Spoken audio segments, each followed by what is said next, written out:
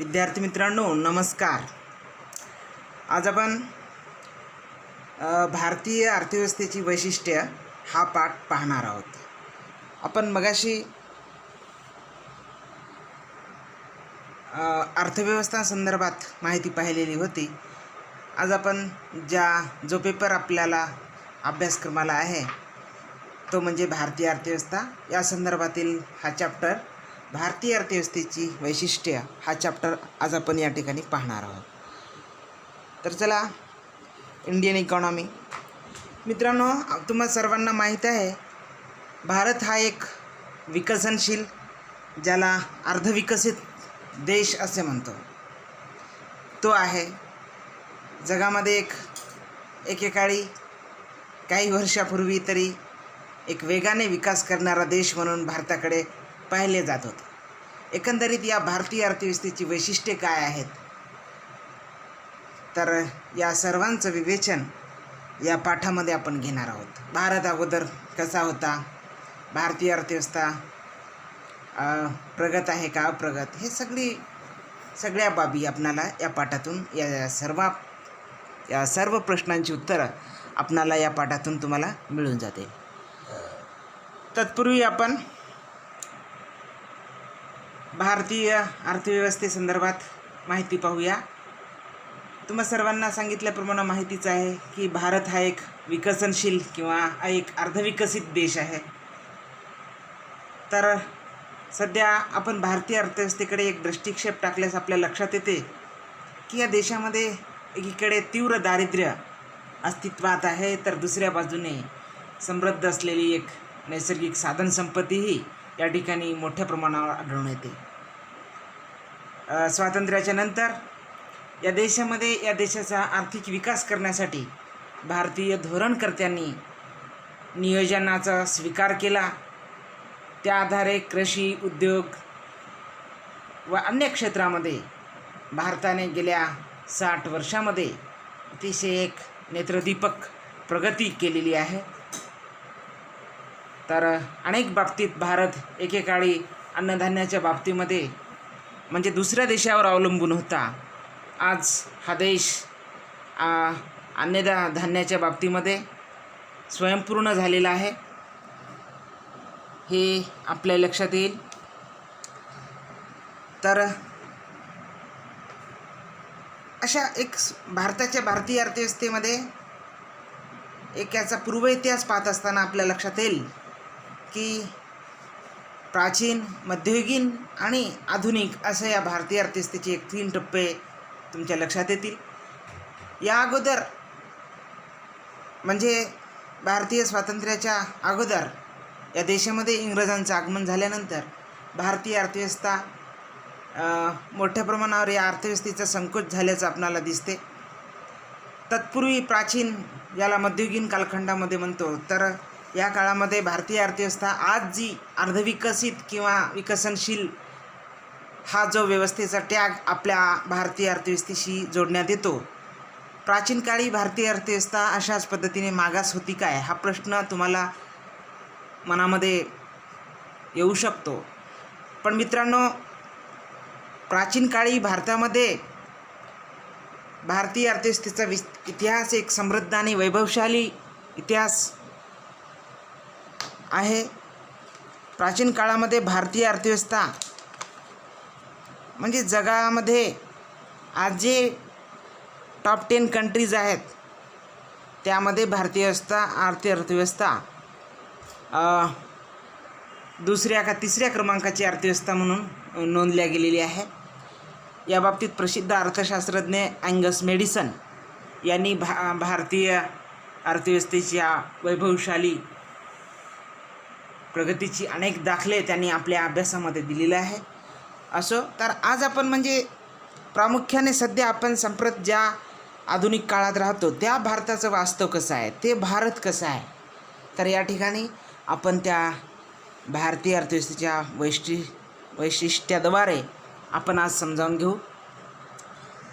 तर भारतीय अर्थव्यवस्थेचं पहिलं वैशिष्ट्य ज्याला म्हणता येईल ते म्हणजे दरडोई उत्पन्न आहे. या आधारे आपणाला या देशाचं एक आर्थिक वास्तव, एक आर्थिक प्रगती आपणाला या ठिकाणी लक्षात येते. दरडोई उत्पन्न म्हणजे आपणा सर्वांना माहीत आहे की देशाचं एकूण जे काही उत्पन्न आहे त्याला एकूण देशाचं उत्पन्न भागिले एकूण लोकसंख्या त्याला डिवाईड केलं असता आपणाला हे दरडोई उत्पन्न मिळते. आणि ह्या दरडोई उत्पन्न हे प्रत्येक देशाच्या एका आर्थिक विकासाचं, आर्थिक समृद्धीचं एक निदर्शक मानलं जातं, इंडिकेटर मानलं जातं. त्यावरून त्या देशाला, तो देश कसा आहे हे आपल्याला समजण्यास मदत होते. तर पण पाहूया की हा जो विकसनशील भारत आहे तर याचा काय वास्तव आहे दरडोई उत्पन्नाच्या सहाय्याने आपण पाहिलं असता. तर या ठिकाणी मी वर्ल्ड बँकेने घेतलेल्या 2013च्या आकडेवारीवरनं मी दरडोई उत्पन्नाचं या स्लाईडवर, स्क्रीनवर माहिती शेअर केलेली आहे. यामध्ये आपणास दिसून येते की जगामध्ये जे काही टॉप कंट्रीज आहेत ते एकीकडे आहेत आणि दरडोई उत्पन्न त्या देशाचं या ठिकाणी या तक्त्यामध्ये, स्क्रीनमध्ये दिलेलं आहे. याला bottom of the class, India GDP is hi but GDP per capita is way behind that all developed countries असं म्हणलेलं आहे. म्हणजे भारतीय अर्थव्यवस्थेचं GDP बऱ्यापैकी वाढत असताना पर कॅपिटा इन्कम ज्याला म्हणतो ते मात्र आपणाला या ठिकाणी इतर देशांच्या तुलनेमध्ये कमी दिसते. तर ही 2013ची आकडेवारी आहे वर्ल्ड बँकेनं घोषित केलेली. यामध्ये पिवळ्या पट्टीवरती आपणाला हे इंडियाची GDP आणि पर कॅपिटा इन्कम हे दोन्ही बाबी दर्शवलेल्या आहेत. यानुसार आपणाला लक्षात येते की जगामध्ये सगळ्यात जास्त GDP असलेला या ठिकाणी US म्हणजे युनायटेड स्टेट ऑफ अमेरिका. तर यांचं GDPचा जो आकार आहे, GDP आहे, तर $16.8 ट्रिलियन आहे. तर त्यांचं पर कॅपिटा इन्कम ज्याला म्हणतो, जे अमेरिकन डॉलरमध्ये दिलेलं आहे हे सगळं, तर ते आहे 53,042. म्हणजे अमेरिकेच्या प्रत्येक व्यक्तीचा 2013मध्ये प्रतिमानशी उत्पन्न हे 53,042 होतं. तर याचवेळी चायनाचं 9.2 ट्रिलियन हे ते GDP होतं 2013च्या आकडेवारीनुसार. तर त्या देशातील प्रतिव्यक्ती उत्पन्न ज्याला दरडोई उत्पन्न आपण म्हणतो, पर कॅपिटा इन्कम, ते होतं $6,807. तर युनायटेड किंगडम ज्याला आपण इंग्लंड म्हणतो, ब्रिटन, तर त्या देशाची अर्थव्यवस्था होती $2.7 ट्रिलियन आणि दरडोई उत्पन्न होतं $41,788. पहा, हा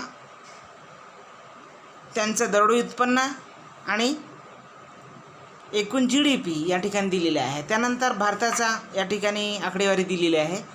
तर 2013मध्ये भारतीय अर्थव्यवस्थेचा आकार, भारतीय अर्थव्यवस्थेचं GDP $1.8 ट्रिलियन आहे. तर त्याच वर्षी म्हणजे 2013मध्ये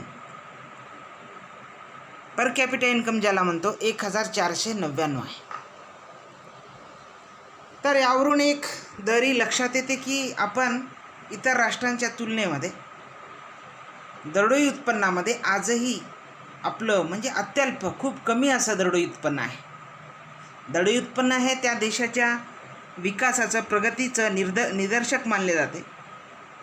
तर यामध्ये 2013नुसार जर पाहिलं तर 1,499 हे डॉलर हे आपल्या देशातील दरडोई उत्पन्न राहिलेलं आहे. तर इतर देशाचा जर तुलना केली असता आपणाला लक्षात येते की भारताच्या कित्येक पटीनं त्यांचं दरडोई उत्पन्न हे या ठिकाणी जास्त असल्याचं आढळून येते. म्हणून जोपर्यंत एका देशाचं म्हणजे लोकांचं उत्पन्न जोपर्यंत वाढत नाही तोपर्यंत त्या देशाचा आर्थिक विकास होत नसतो. त्यासाठी त्या देशातील सरकार धोरण करते.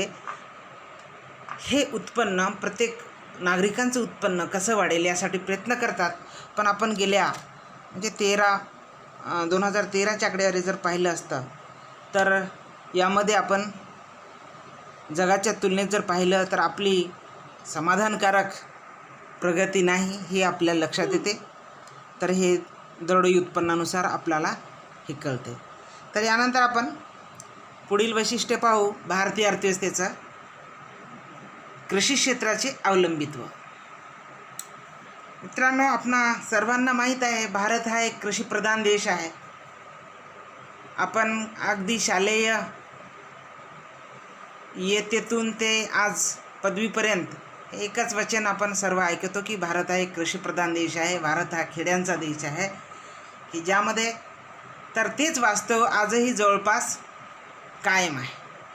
याच्यामध्ये एक समाधानकारक बदल असा झाला की एकेकाळी GDPमध्ये भारतीय अर्थव्यवस्थेचं म्हणजे त्यामध्ये कृषी क्षेत्राचा 56% वाटा असायचा. आज ते 2019-20मध्ये GDPमध्ये याचा वाटा घसरून 15.96% झालेला आहे. म्हणजे GDPमध्ये कृषी क्षेत्राचा हा बराचसा वाटा जरी कमी झाला असला तरी ज्याला आपण जी लोकसंख्या प्रामुख्याने ज्या लोकांना रोजगार मिळतो आणि तो रोजगार देणारं क्षेत्र म्हणजे आजही आपणाला पहिल्या क्रमांकावर कृषी क्षेत्राचाच या ठिकाणी विचार करावा लागतो. तर आजही 55% लोकसंख्या आजही या कृषी क्षेत्रावर शेती क्षेत्रावर रोजगारासाठी अवलंबून आहे. 55 नुकत्याच कोरोनाच्या काळामध्ये एक आकडेवारी आली होती की 56 लाख लोकसंख्या स्थलांतरित होऊन म्हणजे कृषी क्षेत्रामध्ये या ठिकाणी सामावलेले आहे. म्हणजे आज यानुसार जर लक्षात येईल की 55% लोकसंख्या 55 ते 58% लोकसंख्या या ठिकाणी आजही कृषी क्षेत्रामध्ये अवलंबून असल्याचं आपणाला लक्षात येतं. तर प्रश्न असा येईल की कृषी क्षेत्रामध्ये अवलंबून रोजगारच मिळतो ना, लोकांना काम मिळण्याशी मतलब आहे. तर कृषी क्षेत्र एवढं रोजगार देते तर हे चांगली गोष्ट आहे असं काही जणांना वाटण्याची शक्यता असते. पण आपण जे दरडोई उत्पन्न हा जो मानकानुसार एका देशाची प्रगती मोजतो त्यानुसार कृषी क्षेत्राचं आपण जर त्याला सांगड घातली तर लक्षात येईल की कृषी क्षेत्रामध्ये रोजगार मिळते हे जरी मान्य असलं तरी उपलब्ध जमीन आणि त्यामध्ये काम करणारी ही लोकसंख्या याच्यातलं अतिशय विरोधाभासी असं चित्र आहे. म्हणजे त्या शेतीमध्ये लागणाऱ्या लोकांपेक्षा अनावश्यक लोक त्या ठिकाणी काम करतात. म्हणजे ते आदर्श बेरोजगारीमध्ये येते.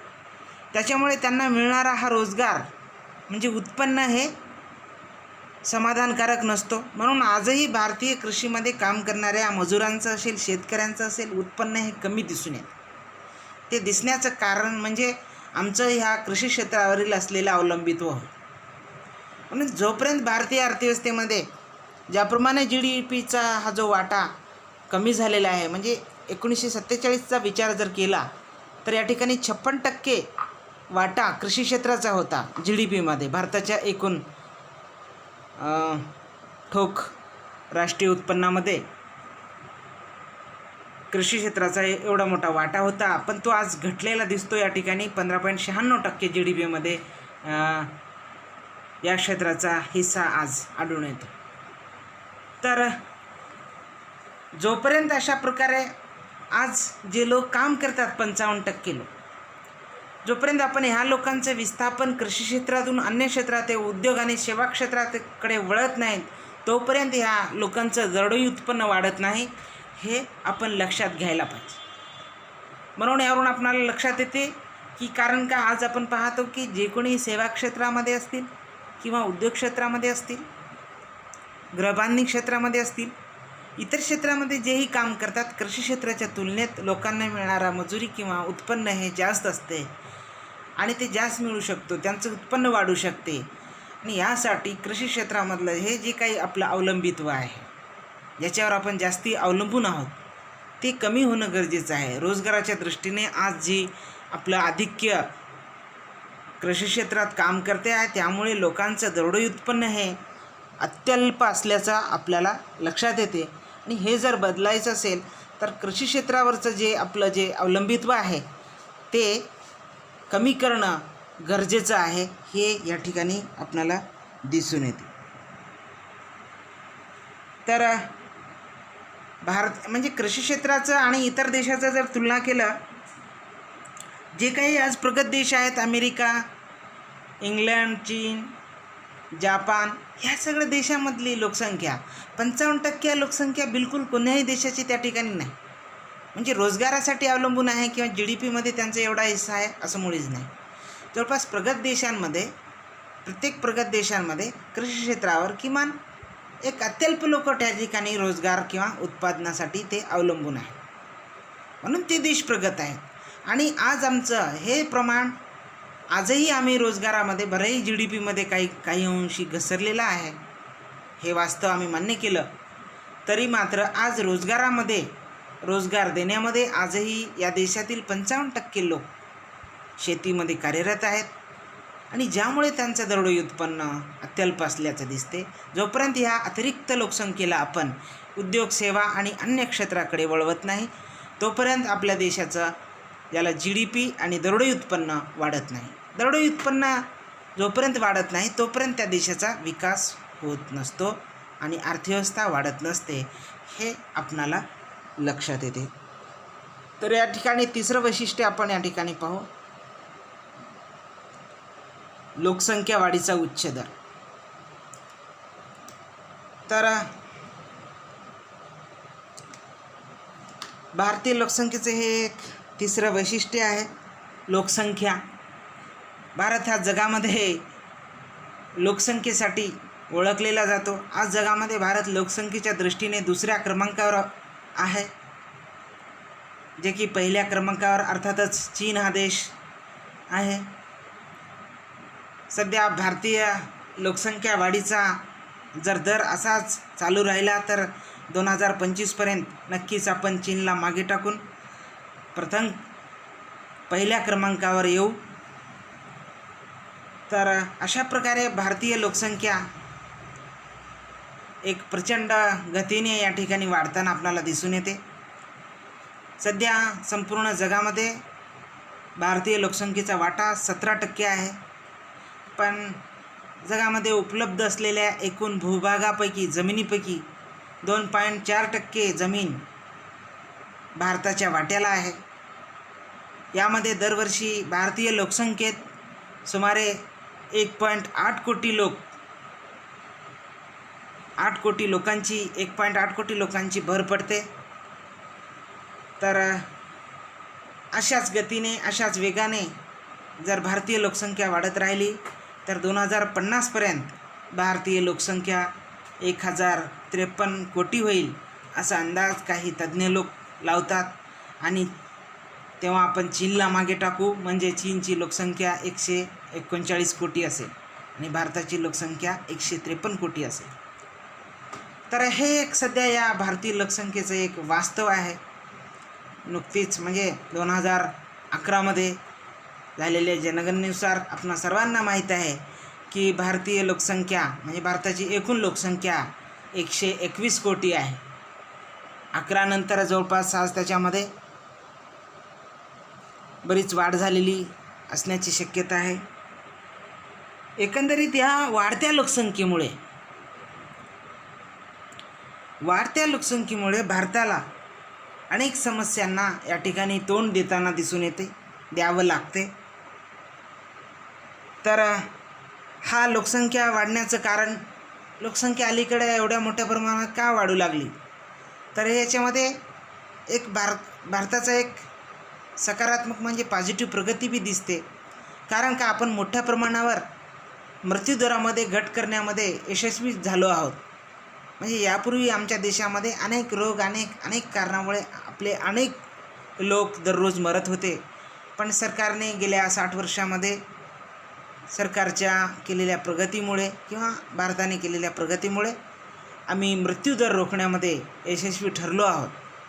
त्याच्यामुळे मरणाऱ्यांची संख्या कमी झाली आणि ही जन्मणाऱ्यांची संख्या जास्त झाली, याचा परिणाम या लोकसंख्या वाढीमध्ये आपणाला दिसून येतो. तर 1941 ते 51 या दशकामध्ये भारतीय लोकसंख्या वाढीचा वार्षिक दर 1.31% होता. तर 2001 ते 2011 या दशकामध्ये तो 1.76% असल्याचा आपणाला लक्षात येते. तर यावरून ही एकच गोष्ट लक्षात येते की मृत्यूदरामध्ये आपण मोठ्या प्रमाणावर घट केलेली आहे. पण ही वाढत्या लोकसंख्या, भलेही काही अर्थशास्त्रज्ञ या वाढीव लोकसंख्येचे फायदे सांगत असले तरी या वाढीव लोकसंख्येमुळे भारतीय अर्थव्यवस्थेचा विकास करण्यासाठी एक ताण येत आहे, हे आपण या ठिकाणी मान्य करावे लागेल. वाढत्या लोकसंख्येला आपण अन्न, वस्त्र, निवारा, शिक्षण, स्वास्थ्य या सोयी निर्माण करण्यामध्ये वरचेवर आपण अपयशी ठरत आहोत. त्याच्यामुळे बेरोजगारी या ठिकाणी मोठ्या प्रमाणावर वाढते आहे. तर बेरोजगारी, दारिद्र्य या वाढत्या लोकसंख्येचे परिणाम आपल्याला आपल्या अर्थव्यवस्थेवर अतिशय वाईट पद्धतीने होताना दिसून येत आहेत. म्हणून लोकसंख्या वाढ हे भारतीय अर्थव्यवस्थेचं वैशिष्ट्य आहे. भारतीय अर्थव्यवस्थेचा विकास दर त्याला अवरुद्ध करण्यामध्ये, त्यामध्ये इनरोड निर्माण करण्यात या लोकसंख्या वाढीचा एक महत्त्वाचा वाटा आहे. जोपर्यंत आपण या लोकसंख्या वाढीला आपण आळा घालू शकत नाही, तोपर्यंत या देशातील सर्व लोकांना किमान व्यवसाय, किमान त्यांच्या मूलभूत गरजा आपण पूर्ण करू शकत नाही. जोपर्यंत ज्या देशातील लोकांच्या किमान गरजा पूर्ण होतील चांगल्या रीतीने, तो देश नक्कीच एक आर्थिकदृष्ट्या प्रगतिशील मानला जातो. तर भारतीय अर्थव्यवस्थेने गेल्या 60 वर्षामध्ये जी काही प्रगती केलेली आहे ती नक्कीच वाखाणण्याजोगी असली तरी लोकसंख्या वाढती लोकसंख्या आपण थांबण्यामध्ये ज्याप्रमाणे घट करायला पाहिजे होती त्यामध्ये आपण अपयशी ठरल्याचे या ठिकाणी आपल्याला दिसून येते. तर या ठिकाणी हे लोकसंख्या वाढ ही एक भारतीय अर्थव्यवस्थेचं वैशिष्ट्य आपल्याला सांगता येते. तर यानंतर आपण दुसरं वैशिष्ट्य भारतीय लोकसंख्येचं ते पाहू, ते म्हणजे बेरोजगारीचं अस्तित्व. तर आता बेरोजगारी ही एक कळीची समस्या भारतीय अर्थव्यवस्थेसमोर आहे. तर जगामध्ये एक सर्वाधिक लोकसंख्या असलेला देश चीननंतर अशी भारताची ओळख आहे. आणि भारताची ही वाढत्या वेगाने अर्थव्यवस्थेची होणारा विकास आणि त्याला बेरोजगारीचं लागलेलं ग्रहण हे एक चिंतन करण्याचा मुद्दा आहे. तर या ठिकाणी आपल्याला लक्षात येईल, आपण बेरोजगार कोणाला म्हणू, बेरोजगार कोण असतात, बेरोजगारीची नोंदणी कोण करते. तर आपण सर्वसाधारणपणे बेरोजगार किंवा ज्याला आपण आपल्या सामान्य भाषेत बेकार म्हणतो, तर हे कोणाला म्हणतो, तर सर्वसामान्य म्हणजे बाजारात चालू असलेल्या वेतन दर स्वीकारून काम करण्याची तयारी असणाऱ्या सक्षम काम करणाऱ्याला जर काम मिळू शकले नाही तर त्याला आपण बेरोजगार असे म्हणतो. म्हणजे काम करण्याची पात्रता, प्रचलित वेतन दरावर काम करण्याची पात्रता आणि इच्छा असून देखील त्याला काम जर मिळत नसेल तर त्याला आपण बेरोजगार म्हणतो. तर भारतीय अर्थव्यवस्थेचे हे एक विदारक सत्य आहे की या ठिकाणी हजारो लोक काम करण्यास तयार असताना देखील, त्यांच्यामध्ये पात्रता असताना देखील या देशातील शासन व्यवस्थेकडून त्यांना रोजगार उपलब्ध करून देण्यामध्ये मोठ्या प्रमाणावर अपयश येत आहे. त्यामुळे हा बेरोजगारीचा जो भस्मासूर आहे दिवसेंदिवस वाढत असून त्यामुळे भारतीय अर्थव्यवस्थेला कुठंतरी अवरुद्ध करण्याचं काम हे बेरोजगारी हे वैशिष्ट्य करत आहे. अलीकडच्या काळामधील या बेरोजगारीविषयी जर वास्तव माहिती जाणून घेतली, सध्या आपण ज्या काळामध्ये हे लेक्चर घेत आहोत ते म्हणजे हा कोरोनाचा काळ आहे, की ज्यामध्ये अर्थव्यवस्थेमध्ये मोठ्या प्रमाणावर एक सरकारतर्फे लावलेल्या ह्या कडक लॉकडाऊनमुळे अर्थव्यवस्था मंदीत लोटलेली आहे. आणि यामुळेच अनेकांचे रोजगार मोठ्या प्रमाणावर गेलेले आहेत. तर सध्या म्हणजे 15 मार्च 2020मध्ये हा जो बेरोजगारीचा दर होता 6.74% होता. तर हा बेरोजगारीचा दर या ठिकाणी 3 मे असं केलेलं आहे. ते चुकून त्या ठिकाणी मिसप्रिंट झालेले आहे, तर त्याला तुम्ही 3 मे असं समजा.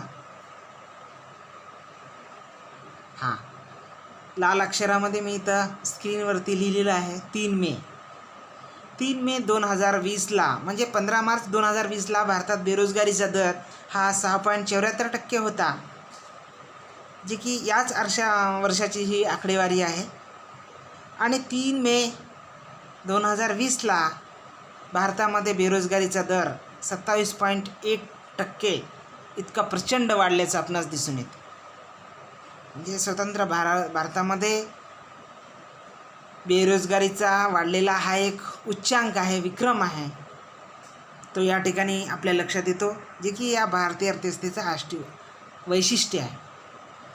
तर जवळपास या म्हणजे कोरोनाच्या काळामध्ये CMI या संस्थेच्या मते, याला आपण Centre for Monitoring on Indian Economy ही एक स्वायत्त खाजगी संस्था आहे, जी भारतीय अर्थव्यवस्थेवर लक्ष ठेवून असते. भारतीय अर्थव्यवस्थेसंदर्भात विविध आकडे प्रसारित करते. त्या CMIने दिलेल्या आकडेवारीवर आधारित वरील बिंदू आहेत.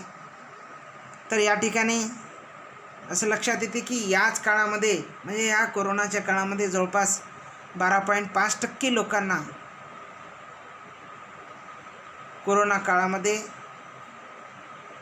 या ठिकाणी टक्के झालेला आहे, पण टक्के नाही, कोटी आहे. ते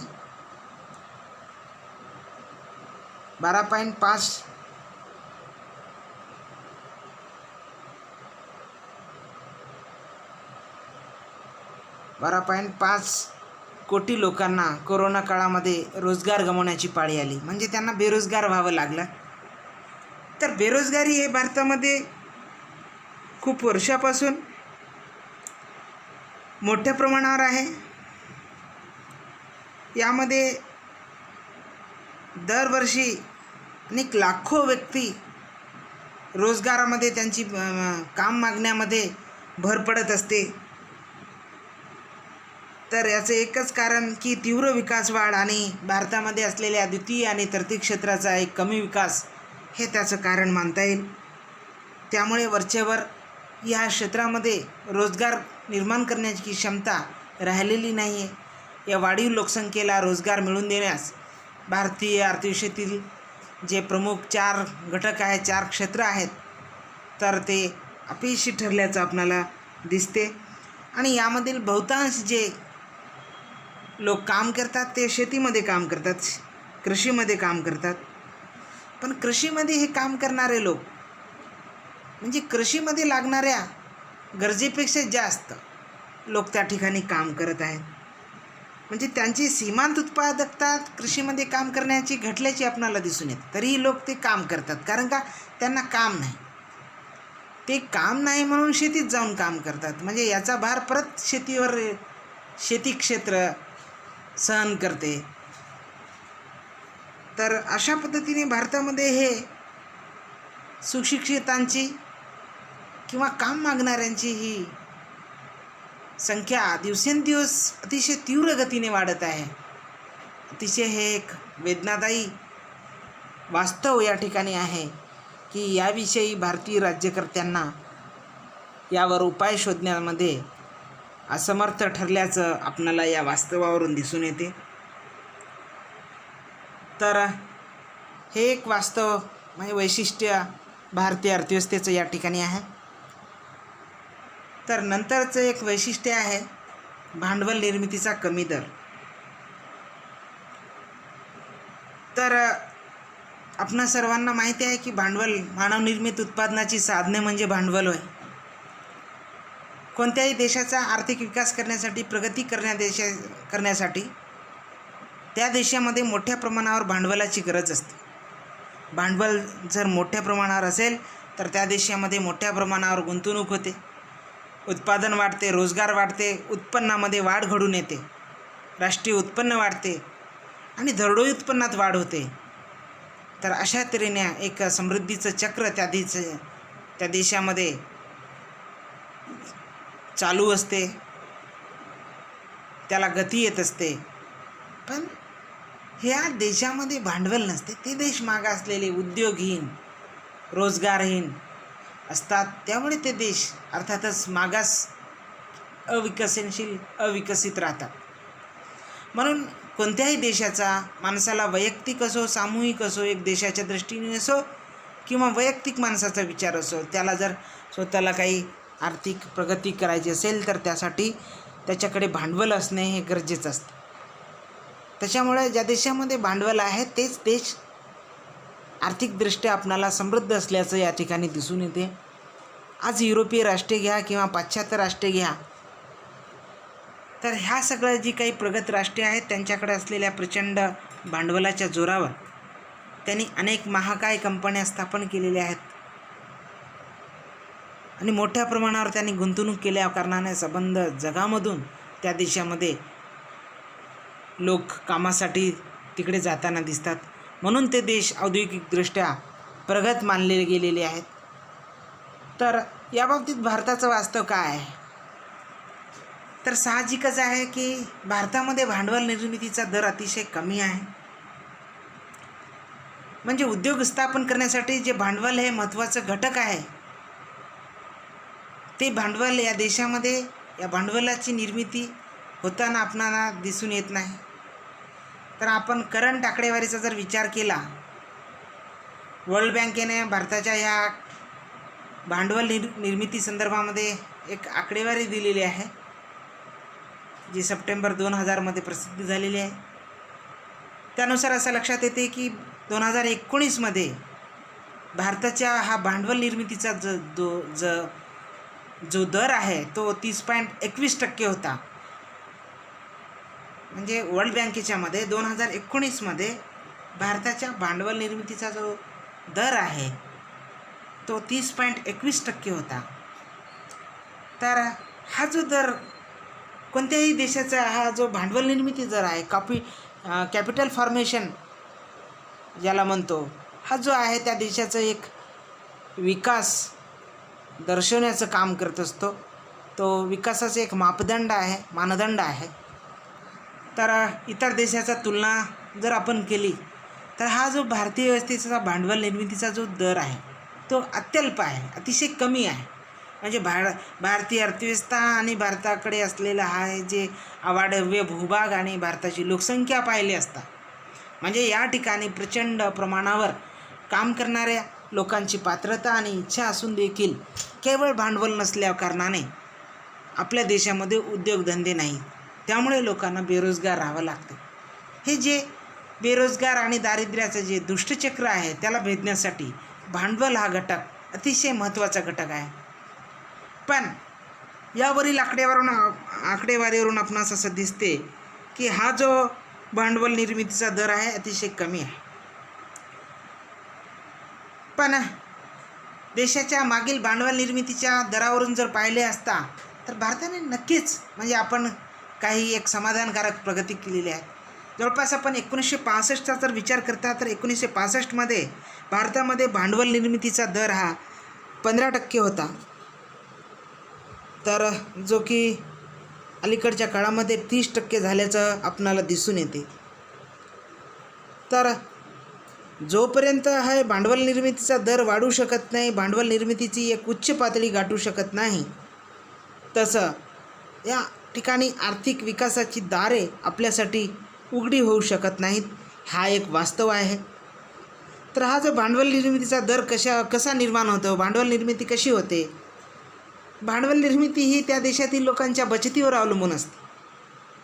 लोक जास्त जर बचत करत असतील तर त्यातून भांडवल निर्मिती होत असते.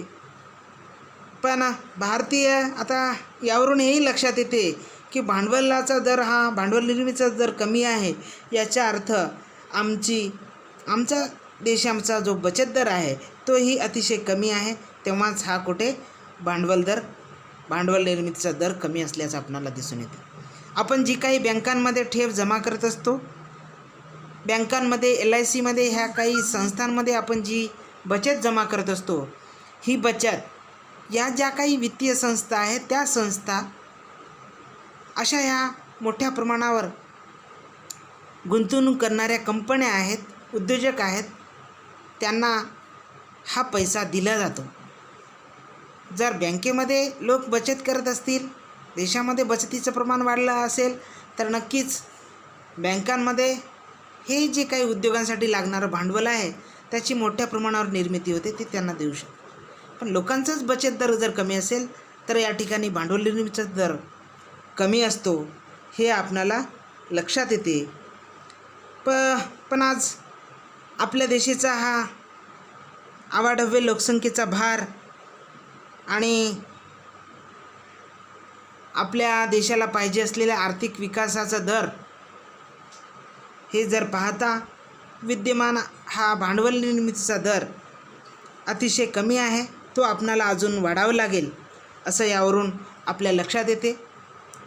तर असो, हे एक भांडवल निर्मितीचा कमी दर हा एक भारतीय अर्थव्यवस्थेचं वैशिष्ट्य या ठिकाणी सांगता येते. तर यानंतर आपण पुढच्या वैशिष्ट्याकडे वळू. तर पुढचं वैशिष्ट्य आहे संपत्तीच्या वाटणीतील असमानता किंवा संपत्तीचे असमान वाटप, याला असंही म्हणता येईल. मित्रांनो, आपल्या लक्षात येईल की भारतीय अर्थव्यवस्थेमध्ये विविध भाषा, विविध पंथ, विविध जाती, विविध धर्म म्हणजे अशा विविधतेवर आधारित असलेल्या अर्थव्यवस्था म्हणून भारतीय अर्थव्यवस्था, भारत देश ओळखला जातो. पण या देशामध्ये आणि कोणत्याही देशाचा विकास हा त्या देशातील जोपर्यंत त्या देशातील सर्व लोकांना विकासाची फळे चाखता येत नाही तोपर्यंत त्या देशाला एक विकसित किंवा समृद्ध देश मानता येत नाही. तर त्यासाठी कोणत्याही अर्थव्यवस्थेचं एक आर्थिक स्वास्थ्य जाणून घेण्यासाठी या संपत्तीच्या वाटणीकडे लक्ष देणं गरजेचं असते. त्यावरून त्या देशाची एक प्रगती आणि एक समृद्धी आपणाला कळून चुकते.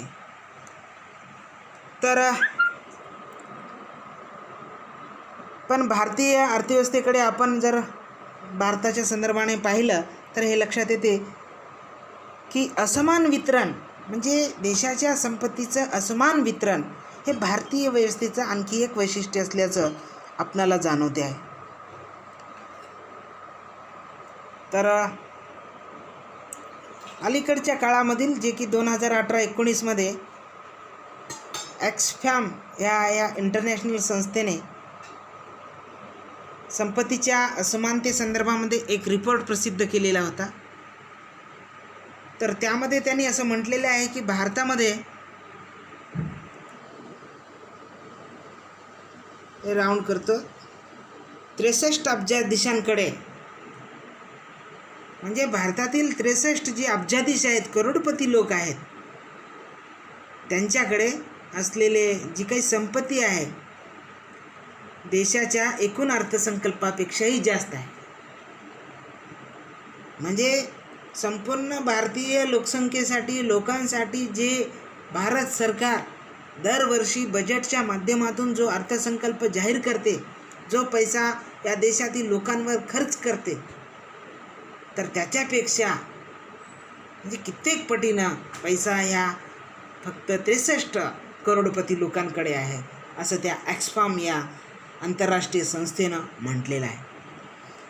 म्हणजे पहा, आकडेवारी जर पाहायची झाली तर 2018-19मध्ये भारतीय अर्थसंकल्प जो होता तो 24,42,200 कोटी रुपयाचा हा अर्थसंकल्प होता, म्हणजे एका वर्षाचा. पण 24,42,200 कोटी रुपये आणि या उद्योगपतींकडे जे 63 उद्योगपती आहेत समजा, तर त्यांच्याकडे या म्हणजे 24,42,200 कोटी रुपयापेक्षा जास्त संपत्ती या माणसांकडे आहे, या उद्योगपतींकडे आहे. म्हणजे या अर्थानं जर आपण पाहिलं, भारतातील या जवळपास 1% या अब्जाधीशांकडे देशातील म्हणजे 70% गरीब लोकसंख्या म्हणजे 95.3 कोटी लोकांच्या एकूण मालमत्तेच्या चौपट संपत्ती आहे. म्हणजे अतिशय भीषण वास्तव आहे. म्हणजे भारतामधील केवळ 63 लोकांकडे या देशामध्ये 70% जो लोक आहेत, 70% लोकांकडे जेवढा पैसा आहे त्यांच्या चौपट पैसा या फक्त 63 लोकांकडे आहे. म्हणजे 63 लोक जर ठरवले तर ते संपूर्ण म्हणजे जवळपास अर्ध्याधिक भारत ते विकत घेऊ शकतात, एवढा पैसा त्यांच्याकडे केंद्रित झालेला आहे, एकवटलेला आहे. तर एखाद्या चांगल्या अर्थव्यवस्थेचं हे निदर्शक अजिबात मानले जाते. ठीक आहे, देशामध्ये काही श्रीमंत लोकांची प्रगती होते, पण एक कोणत्याही देशाचा ज्याला सस्टेनेबल डेव्हलपमेंट म्हणतो, शाश्वत विकास म्हणतो, तर त्यामध्ये त्या देशातील नागरिकांना जोपर्यंत संपत्तीमध्ये, साधनांमध्ये त्यांना समान संधी मिळत नाही, त्यांचा वाटा मिळत नाही, तोपर्यंत तो देश आर्थिकदृष्ट्या म्हणजे एक चांगली प्रगती करत आहेत असं आपणाला मानता येत नाही. भलेही श्रीमंत लोकांची संख्या देशामध्ये जरी वाढली असली तरी, पण दुसऱ्या बाजूनं हे काळकुट्ट चित्र आपणाला यामध्ये दिसते की या देशामध्ये एके ठिकाणी गरीब लोक हे मोठ्या प्रमाणावर गरीब होताना दिसून येतात, तर काही मोठभर लोक मोठ्या प्रमाणावर श्रीमंत होताना दिसून येतात. तर त्यामुळे काही अर्थशास्त्रज्ञ असं मानतात की गरीब आणि श्रीमंतीमध्ये अशाच प्रकारे जर संपत्तीचे असमान वाटप झाले असेल, म्हणजे या देशामध्ये एक ईस्ट इंडिया कंपनी आली होती सन 1600 आणि या ईस्ट इंडिया कंपनीनं संपूर्ण देश ताब्यात घेतला.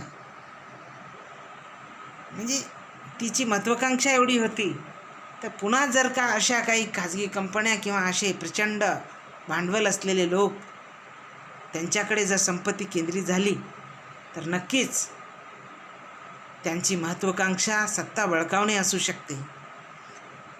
तर तो हा उद्देश नसून म्हणजे जोपर्यंत देशामध्ये सर्व लोकांना म्हणजे हे जी असमानता कमी असते, ते देश त्या देशांचा आर्थिक विकास चांगल्या पद्धतीने होतो असं मानले जाते.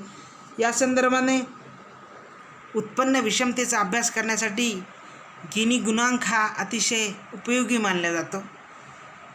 तर एवढ्या मोठ्या प्रमाणावर जर हे विषमता असतील तर त्या देशामध्ये अनेक समस्या त्या ठिकाणी निर्माण होतात. देशामध्ये अनागोंदी आणि अव्यवस्था निर्माण होण्याची शक्यता असते. त्यामुळे संपत्तीच्या वाटणीतील हे वाढती असमानता नक्कीच चिंताजनक आहे हे आपणाला जाणवते.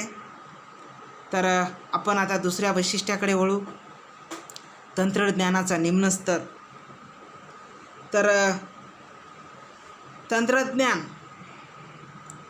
टेक्नॉलॉजी कोणत्याही देशाच्या आर्थिक प्रगतीसाठी, विकासासाठी तंत्रज्ञान हे अतिशय उपयुक्त मानले जाते. नवे माणूस तंत्रज्ञानाच्याच आधारे स्वतःचा विकास करत असतो. तर आपणा सर्वांना माहीत आहे की इतिहासामध्ये 1760मध्ये झालेल्या औद्योगिक क्रांतीमुळे संबंध युरोपामध्ये जी एक औद्योगिक क्रांती झाली, त्यामधून त्या देशांचा प्रचंड विकास झाला. एवढी संपत्ती आणि भांडवल त्या देशामध्ये निर्माण झालं. पुढे ते देश भांडवलाच्या जोरावर संपूर्ण जग पादाक्रांत केले आणि अनेक राष्ट्रांवर त्यांचं अधिराज्य स्थापन केल्याचं आपणाला दिसून येतं. तंत्रज्ञानामुळे त्यांनी केलेल्या ह्या प्रगतीमुळे, विस्मयकारी प्रगतीमुळे आजही ते देश जगावर आपला दबदबा कायम ठेवत आहेत, अधिराज्य गाजवत आहेत. आणि ज्या देशाचा तंत्रज्ञानामध्ये जे देश मागासलेले अप्रगत आहेत, ते देश आज गरीब मागास म्हणून जीवन कंठताना आपणास दिसून येतात. तर याबाबतीत भारतीय अर्थव्यवस्थेचं काय वैशिष्ट्य आहे हे आपण जर पाहिलं तर हे लक्षात येते की भारतीय अर्थव्यवस्थेमध्ये भारताकडे जर पाहिलं तर आजही आम्ही तंत्रज्ञानामध्ये एक समाधान प्रगती केली हे आपणाला म्हणता येत नाही. म्हणजे आमच्याकडे आजही तंत्रज्ञानाचा जो दर्जा आहे तो अतिशय खालच्या पातळीचा, अतिशय निम्न स्तर आहे, निकृष्ट दर्जा आमच्या तंत्रज्ञानाचा आहे. म्हणजे या देशामध्ये नवीन शोध, नवीन विकास, म्हणजे नवीन शोध विकास म्हणण्याऐवजी नवीन तंत्राचा विकास या ठिकाणी होताना दिसून येत नाही. आम्ही फक्त जे काही कॉपीपेस्टमध्ये आम्ही प्रगती केलेली दिसते, म्हणजे दुसऱ्या देशाने जे काही तंत्रज्ञान निर्माण केलेलं आहे तर त्याचं आम्ही कॉपीपेस्ट केलं, ते शिकलं आम्ही. पण आम्ही या देशामध्ये जगाला वापरता येईल असं काही नवीन तंत्रज्ञान जे जगाकडं कुणाकडं नाही, ते भारतानं पहिले शोधलं. अशा तंत्रज्ञानावर आधारित विकासाचा या ठिकाणी प्रचंड वानवा आपणाला दिसून येतो. म्हणून भारतीय अर्थव्यवस्थेमध्ये आजही जे काही उत्पादन होते मार्केटमध्ये ते अतिशय जुनाट कालबाह्य तंत्रावर आधारित होते. त्यामुळे आमच्या या उत्पादित मालाला म्हणजे जगाच्या मार्केटमध्ये आम्हाला याची किंमत नसते, भाव नसते. आजही भारत हा एक प्रचंड लोकसंख्येचा देश आहे, खंडाप्राय देश आहे. 121 कोटी या देशाची लोकसंख्या आहे. पण आज या देशामध्ये आम्ही पुरवणारे, या देशाला लागणाऱ्या ज्या काही गरजा आहेत तंत्रज्ञानात्मक, त्याचाही आम्ही विकास करू शकत नाही. आज आम्ही मोबाईलच्या क्षेत्राकडे जर लक्ष दिलं तर या देशामध्ये टॉप 10 ज्या काही मोबाईल कंपन्या आहेत त्या सगळं आपणाला पाश्चात्य किंवा इतर विदेशातील कंपन्या आपणाला दिसून येतात. मग ते सॅमसंग दक्षिण कोरियाची असो की ॲपल याची असो किंवा विवो, रेडमी यासारख्या ह्या चायना कंपन्या असो, म्हणजे ह्या सगळ्या कंपन्या आपणाला भारतीय लोकांना आजही मोबाईल देतात. त्यांच्यामुळे आज आपल्या हातामध्ये मोबाईल आहे. पण आम्ही या 121 कोटी लोकसंख्येमध्ये आम्ही हे तंत्रज्ञान विकसित करण्यामध्ये अपयशी ठरल्याचं दिसतं. की म्हणजे हे केवळ एका मोबाईल सेक्टरमध्ये नाही की तर अनेक क्षेत्रामध्ये आमच्या देशामध्ये अशा प्रकारे तंत्रज्ञानाचा विकास अतिशय कमी प्रमाणात, अतिशय मंदगतीने होतो. म्हणून भारतीय अर्थव्यवस्थेचं वैशिष्ट्य सांगताना तंत्रज्ञानाचा निम्न स्तर किंवा निकृष्ट दर्जा हे एक भारतीय अर्थव्यवस्थेचं वैशिष्ट्य सांगण्यात येते. याच्यामुळे आमच्या देशाचा विकास होत नाही. म्हणजे ज्या देश तांत्रिक विकास मोठ्या प्रमाणावर होतो ते देश प्रगत मानले जातात.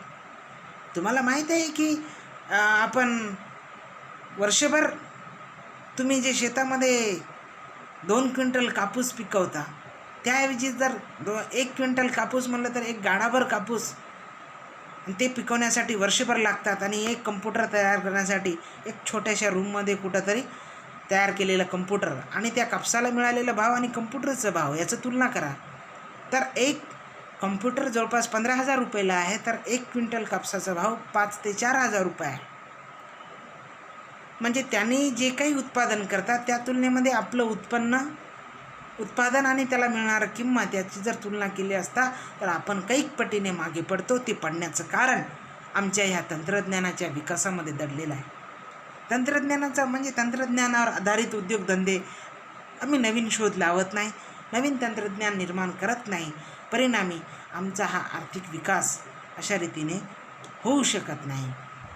आर्थिक विकास अवरुद्ध करण्यामध्ये या गोष्टीचा एक महत्त्वाचा वाटा आहे. म्हणून भारतीय अर्थव्यवस्थेचं वैशिष्ट्य सांगताना तंत्रज्ञानाचा हा निम्न स्तर हे एक वैशिष्ट्य सांगण्यात येते. तर यानंतर आपण पुढच्या वैशिष्ट्याकडे वळूया. तर आधारभूत संरचनेचा अभाव. आधारभूत संरचना, ज्यालाच आपण पायाभूत संरचना असे म्हणतो. मित्रांनो, कोणत्याही देशाचा आर्थिक विकास होण्यासाठी पायाभूत सुविधा असणं महत्त्वाचं गरजेचं आहे, पूर्ण होणं. ज्याला आपण मानवाच्या ज्या 3 मूलभूत गरजा म्हणतो, अन्न वस्त्र निवारा. आता त्याच्यामध्ये शिक्षण ॲड झालेलं आहे. आता अनेक ॲड होतील, ती गोष्ट वेगळी, पण हे माणसाच्या मूलभूत गरजा म्हणतो. तर ह्या माणसाच्या मूलभूत गरजा झाल्या अन्न वस्त्र निवारा. तर अगदी त्याचप्रमाणे देशाच्या ज्या मूलभूत गरजा, ज्यालाच आपण पायाभूत गरजा किंवा आधारभूत संरचना म्हणतो, तर कोणत्याही देशाचा विकास होण्यासाठी विकास का होतो, तर ते काही गोष्टी, बेसिक गोष्टी त्या देशामध्ये असल्या पाहिजे, तेव्हाच विकासाची गंगा त्या देशामध्ये येण्याची शक्यता असते. अन्यथा तर त्या गंगेअभावी तो देश वाळवंट होण्याची बी दाट शक्यता नाकारता येत नाही. तर यामध्ये ज्याला आपण पायाभूत संरचना म्हणतो, त्याच्यामध्ये रस्ते, वीज, पाणी, दळणवळण, सिंचन यासारख्या साधनांचा, सोयीसुविधांचा समावेश होतो. तर मित्रांनो, आजही म्हणजे ज्या देशामध्ये ठीक आहे, आपण ह्या जर पायाभूत संरचना जर मोठ्या प्रमाणावर असतील, तर या ठिकाणी मोठ्या प्रमाणावर उद्योजक, गुंतवणूक मोठ्या प्रमाणावर येईल आणि उत्पादन होईल, अनेक कारखाने लागतील, अन्यथा लागणार नाहीत. आज आपण महाराष्ट्राकडे जर लक्ष दिलं, तरी आज महाराष्ट्रामध्ये जे उद्योगाचं केंद्रीकरण आहे, पुणे, नाशिक, मुंबई या ट्रँगलमध्ये, पट्ट्यामध्ये जे काही विकास, म्हणजे सगळे औद्योगिक कंपन्या तिथं केंद्रित झालेल्या आहेत. तर दुसरीकडे संबंध महाराष्ट्रामध्ये उद्योगांचं म्हणजे अतिशय वानवा आपणाला जाणून येते.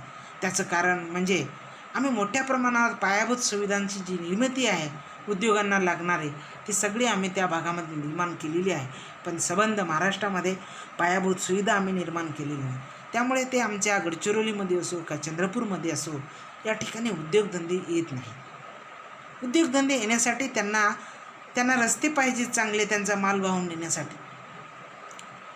त्यांना वीज पाहिजे 24 तास त्यांना उत्पादन घेण्यासाठी. त्यांच्या कंपन्यांना लागणारं पाणी पाहिजे, जेणेकरून त्याच्यावर आधारित त्याचं उद्योग चालू शकेल. पाणी ही आवश्यक घटक आहे. दळणवळणाची साधने, मग ते कम्प्युटर असेल, मोबाईल असेल, इंटरनेट असेल, किंवा रस्ते असतील, किंवा इतर विमान वाहतूक व्यवस्था असेल, हे जी काही दळणवळण, ज्याची अतिशय वेगाने रेल्वे असतील, तर ही दळणवळणाची वेगवेगळी जी काही विकसित आणि वेगवान साधने जर असतील, तर त्या भागामध्ये नक्कीच गुंतवणूक वाढेल, गुंतवणूक येईल, कंपन्या येतील आणि त्या ठिकाणी उद्योग लागेल, लोकांना रोजगार मिळेल, उत्पादन वाढेल. अन्यथा ज्या भागामध्ये अशा असणार नाही, अशा दुर्गम भागामध्ये, अशा विषम परिस्थितीमध्ये कोणताही उद्योजक हा गुंतवणूक करू शकत नाही, म्हणून त्या भागाचा विकासही होऊ शकत नाही. म्हणूनच आपण याला आधारभूत संरचना असं म्हणतो. तर या संरचनेच्या अभावी संबंध भारत हा एक ग्रासलेला आहे.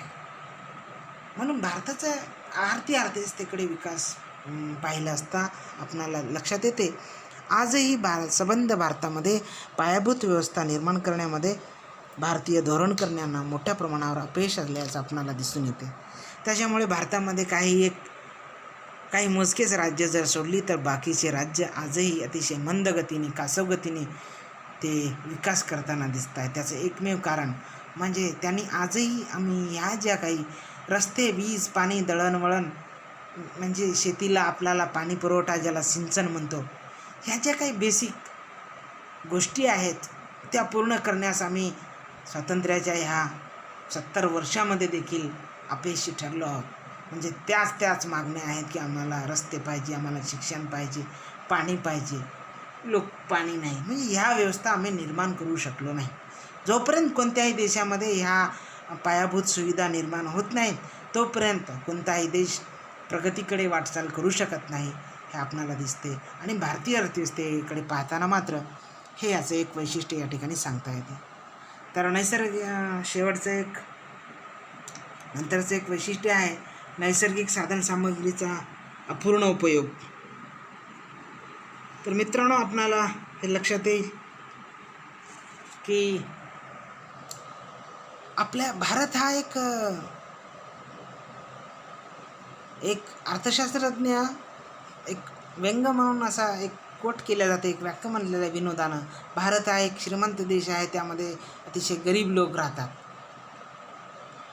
तर असं एक वाक्य अर्थशास्त्रामध्ये ऐकवल्या जाते की भारत हा श्रीमंत देश आहे ज्या ठिकाणी गरीब लोक राहतात.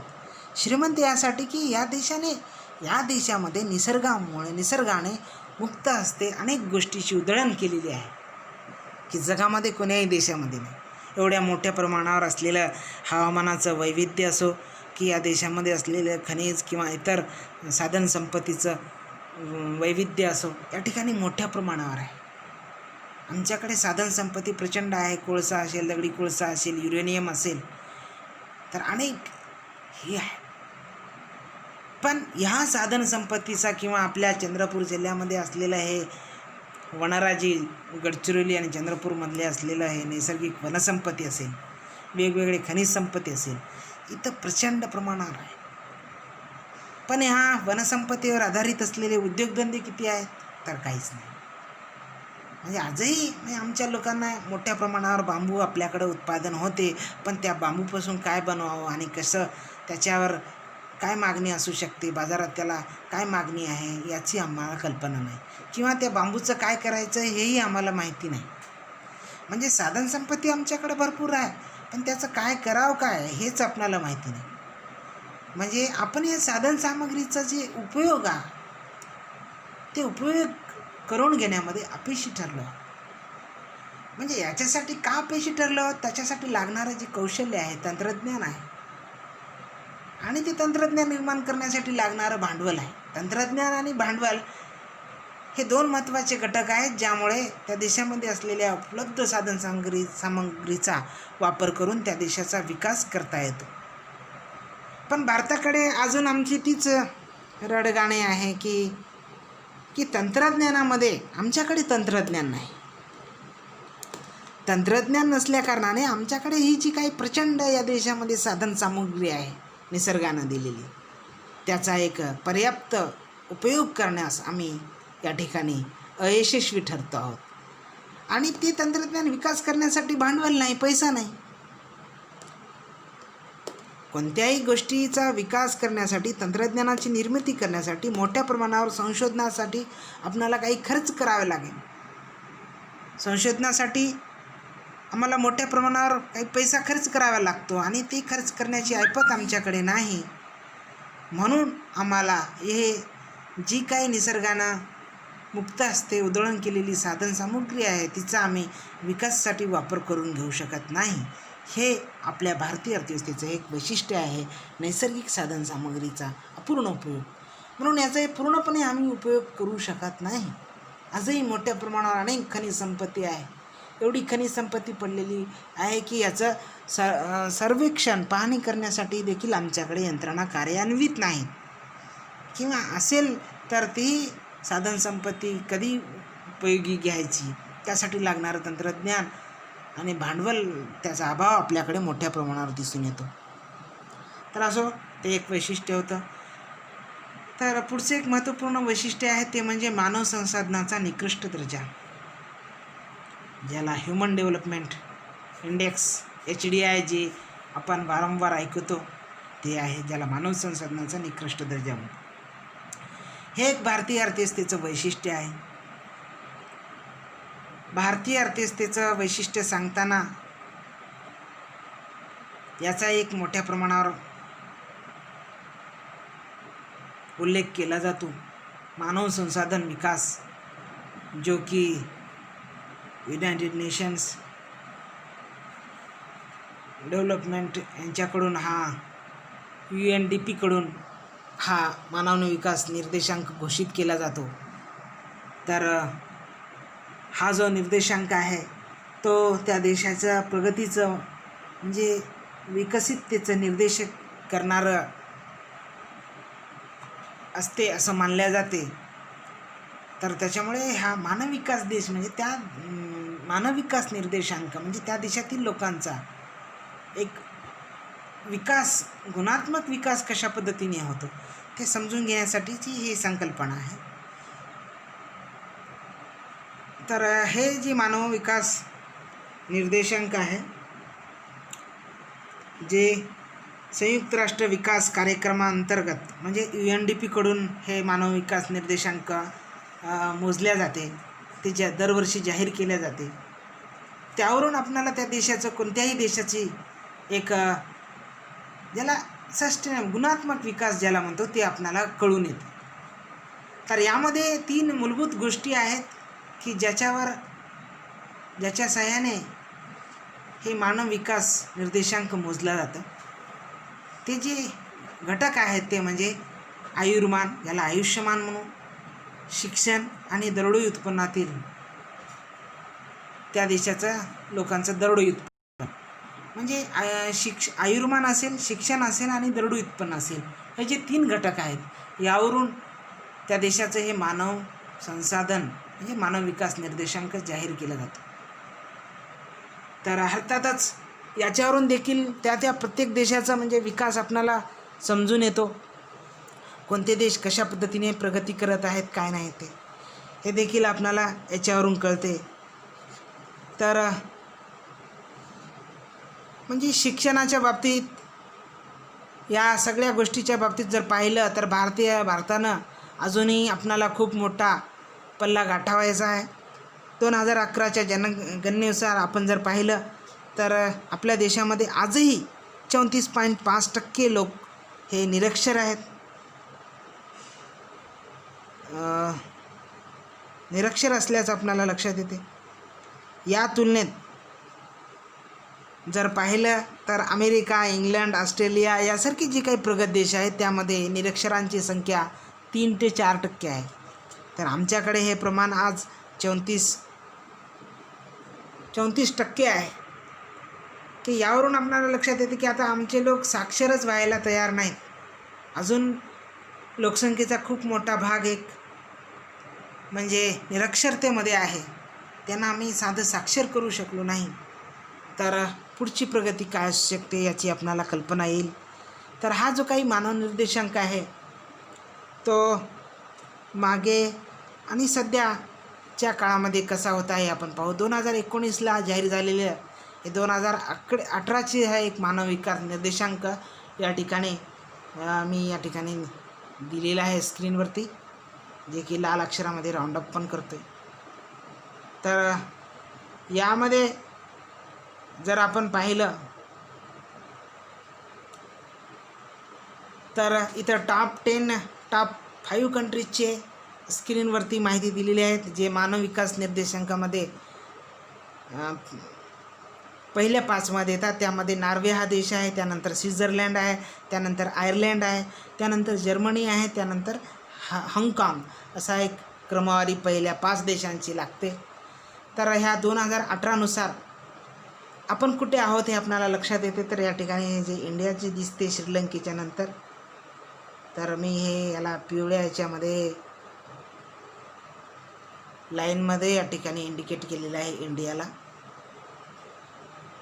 तर यामध्ये भारताचा 2018नुसार भारताचा मानव विकास निर्देशांक 129 भारत क्रमांकावर होता. भारताची रँकिंग 129 होती. तर त्यामध्ये आपल्यापेक्षाही बराच वरचा क्रमांक या ठिकाणी श्रीलंकेचा दिसून येतो. तर श्रीलंकेचा मानव विकास निर्देशांक या ठिकाणी 71व्या क्रमांकावर आहे.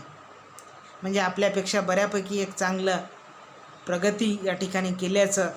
श्रीलंका एक छोटा देश आहे, आपल्या एका राज्याचा एक भाग असल्यासारखं दिसते, पण त्याची कामगिरी अतिशय आपल्यापेक्षा चांगली दिसते.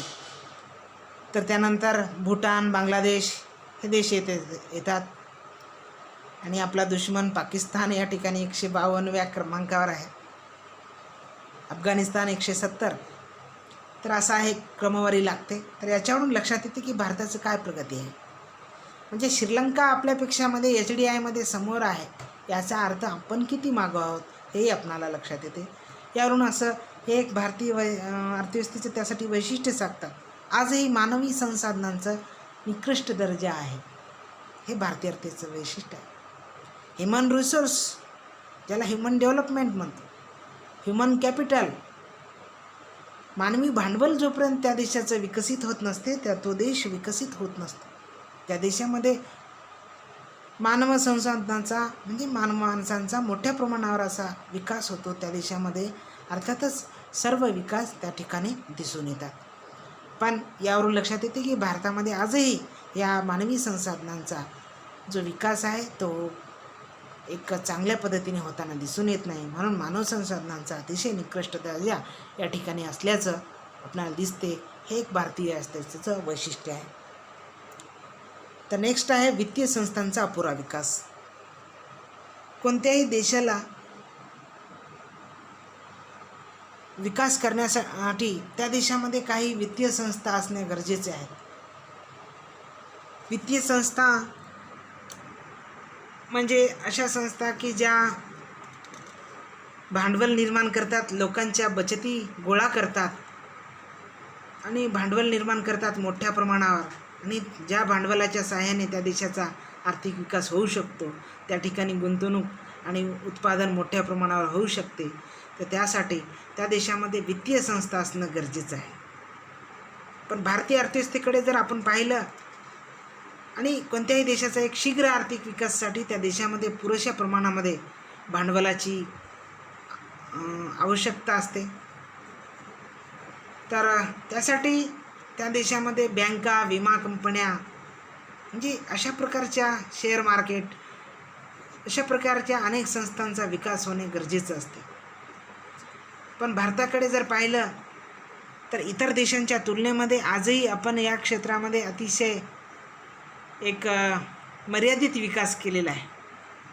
खूप कमी विकास आमचा या ठिकाणी झालेला आहे. त्यामुळे या देशामध्ये वित्तीय संस्थांचा अपुरा विकास झाल्याचं मानलं जाते. हे एक भारतीय अर्थव्यवस्थेचं वैशिष्ट्य आहे.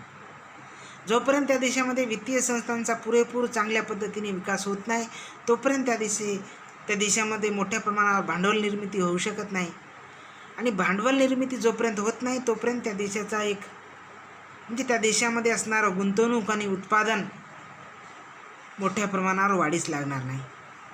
जर एखाद्या देशामध्ये या वित्तीय संस्था मोठ्या प्रमाणावर असतील, ते जर मोठ्या प्रमाणावर स्वस्त भांडवल जर द्यायला तयार असतील तर त्या देशामध्ये मोठ्या प्रमाणावर गुंतवणूक येईल,